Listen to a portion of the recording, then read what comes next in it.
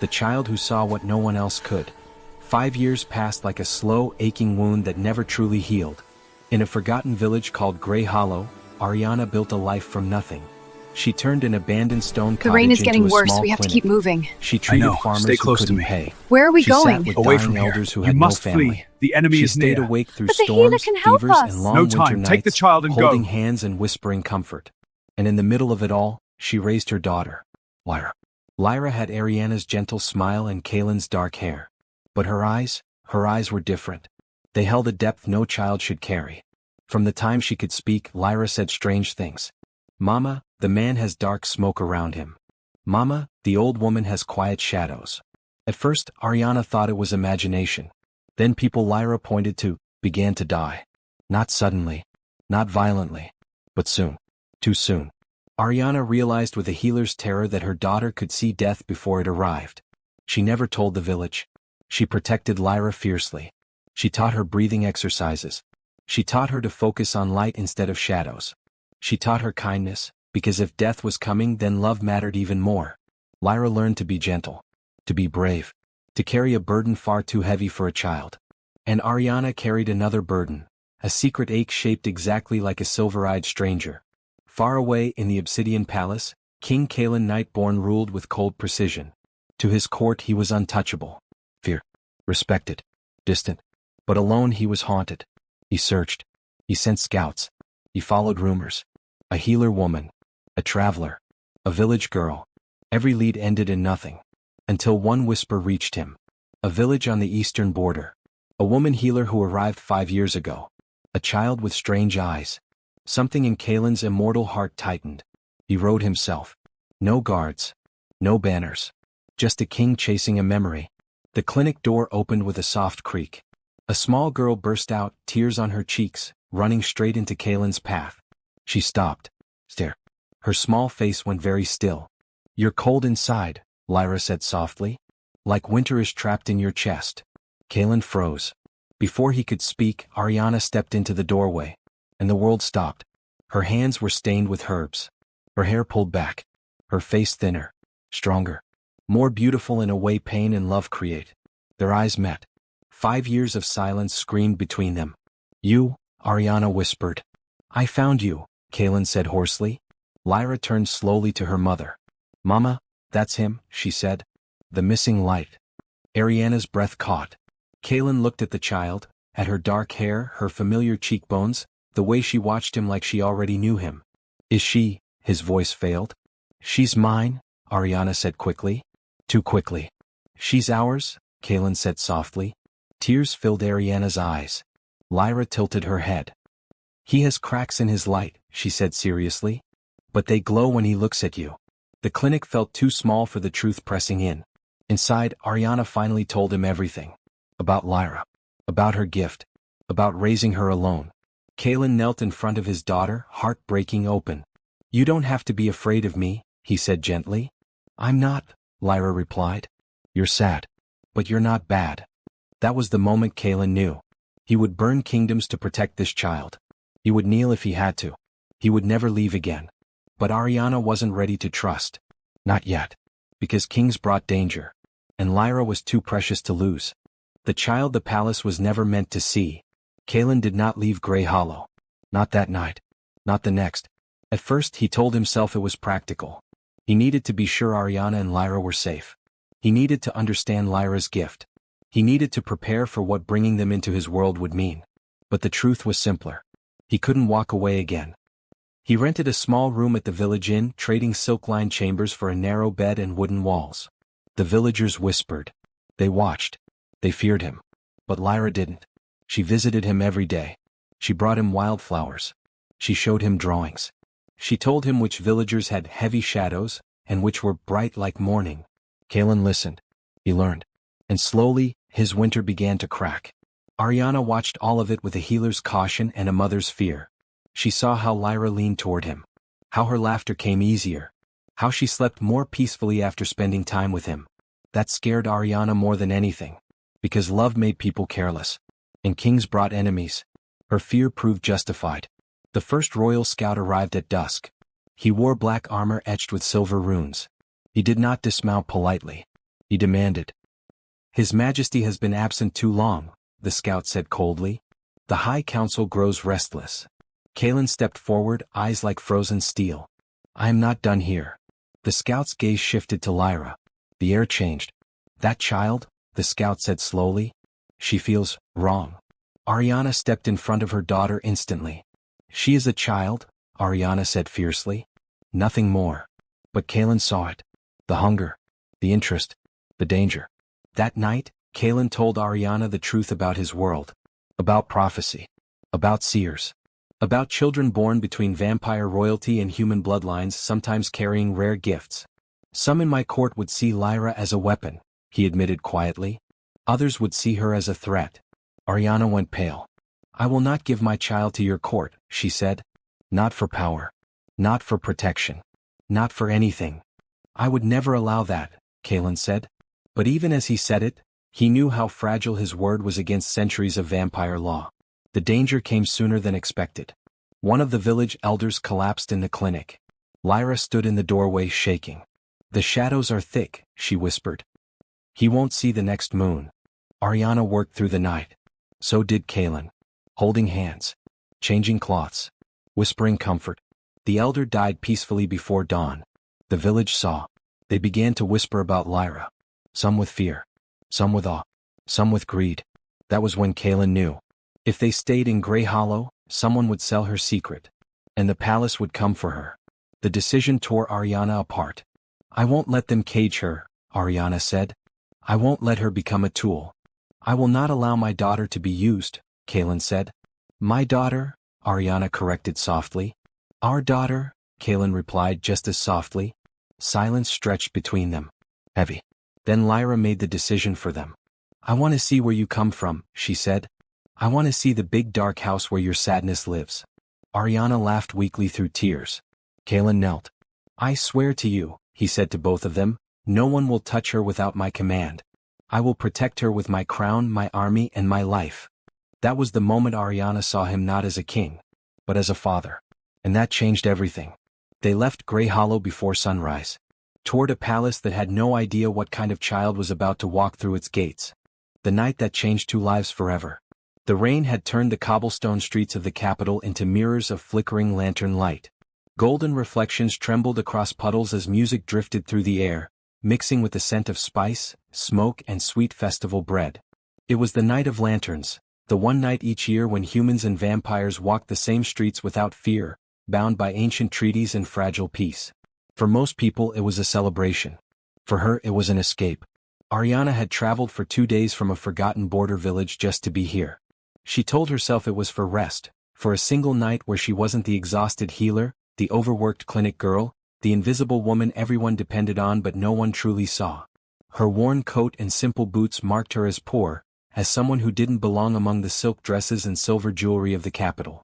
Still she smiled. She always smiled. That was her armor. She paused at a lantern stall near the river, fingers brushing the edge of a crimson paper lantern. At the same moment, another hand reached for it. Their fingers touched. She looked up, and forgot how to breathe.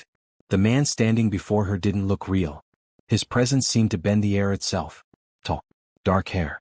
Sharp, flawless features touched with something ancient and dangerous. His eyes were not human, silver gray, deep and cold, yet filled with something painfully lonely. A vampire. Not just any vampire. A royal one. I'm sorry, he said, pulling his hand back. His voice was low, controlled, carrying the weight of command even when he tried to soften it. It's okay, Ariana replied quickly. We can share it. Surprise flickered across his face. Share a lantern? He asked quietly. Share a wish, she said, forcing a small smile. Isn't that what this night is for? For a long moment he studied her, not like a predator but like someone trying to remember what it felt like to be ordinary. Then he nodded. They bought the lantern together. By the river, the lantern glowed between their hands as she lit the candle inside. Warm light painted her fingers gold. What did you wish for? He asked. She hesitated. Then, for reasons she couldn't explain, she told the truth. I wish to matter, she said softly. To make a difference, even if no one ever thanks me for it. The silver-eyed stranger was silent for a long time. Finally he said, I wish to feel human again. Just for one night. before duty takes everything back. Their lantern drifted into the sky, carrying two impossible wishes. They should have walked away. They didn't. They walked through the market together instead. They talked. About small things. About lonely things. About helping people no one else helped. About old books and old battles and old regrets. She never asked his name. He never offered it. The rain came suddenly. They ran laughing through empty streets, breathless, soaked, hiding under a broken awning.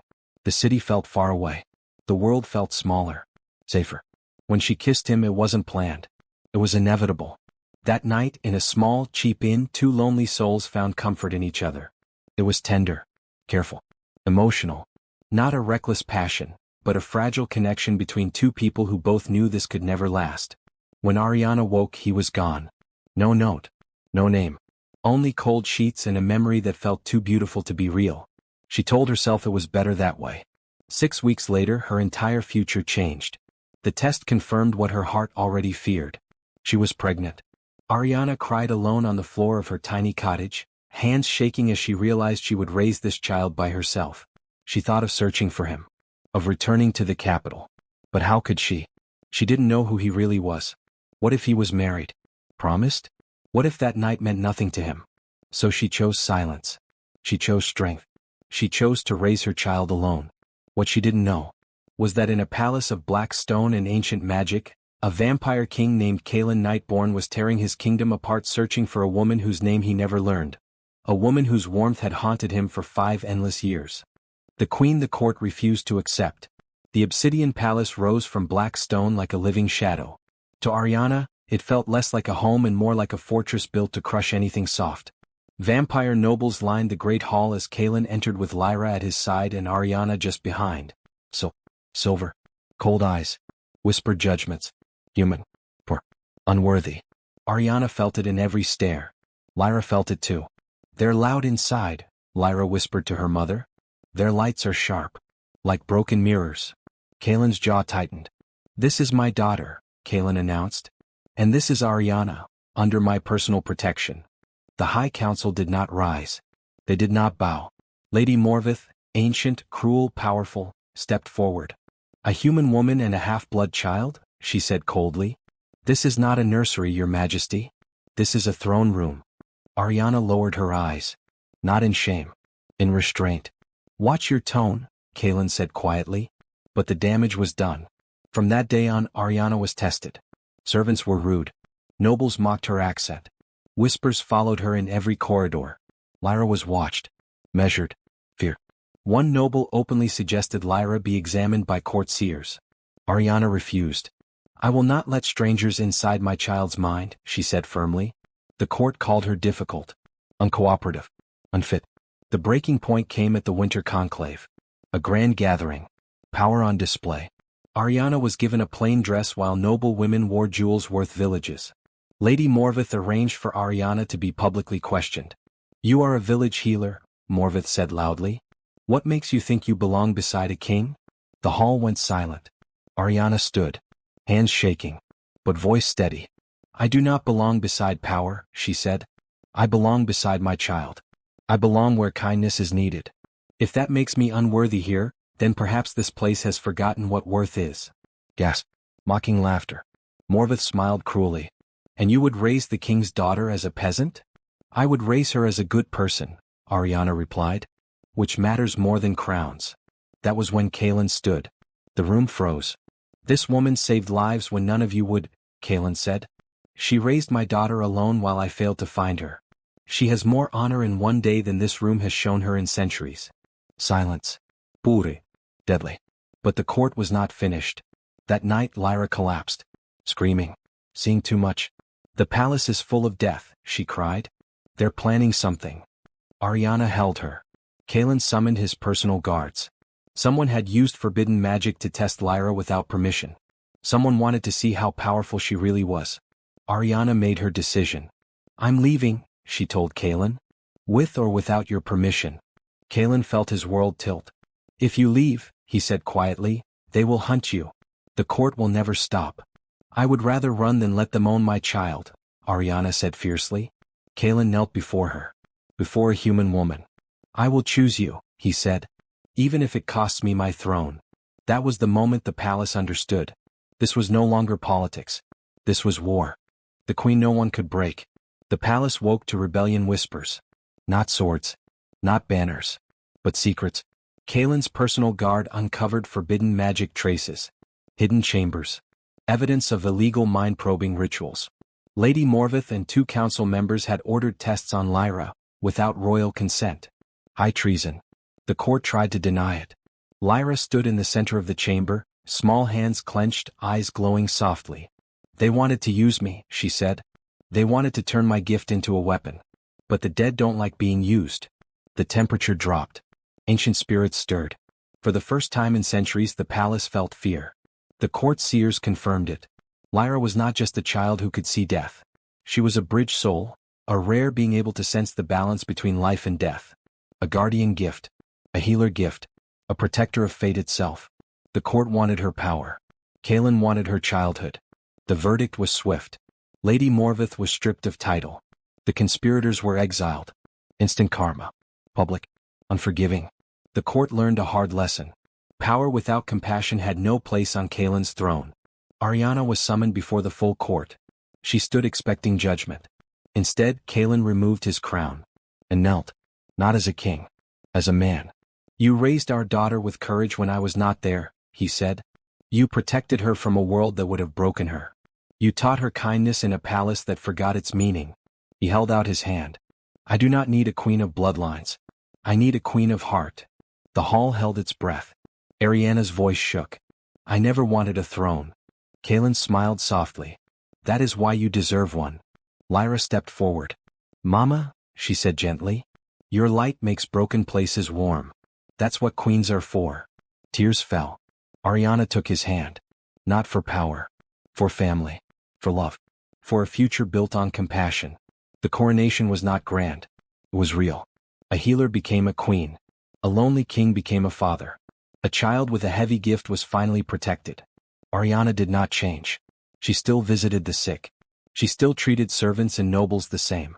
The court learned to fear her kindness more than cruelty. Because kindness made loyalty. And loyalty made kingdoms unbreakable. On a quiet balcony under starlight, Kaelin wrapped his cloak around Ariana and Lyra. For 5 years, he whispered, I searched for you. And for 5 years, Ariana replied, I waited without knowing it. Lyra smiled between them. Your lights fit together now, she said. The cracks are gone. Kaelin kissed Ariana's forehead. Not as a king. As a man who finally came home.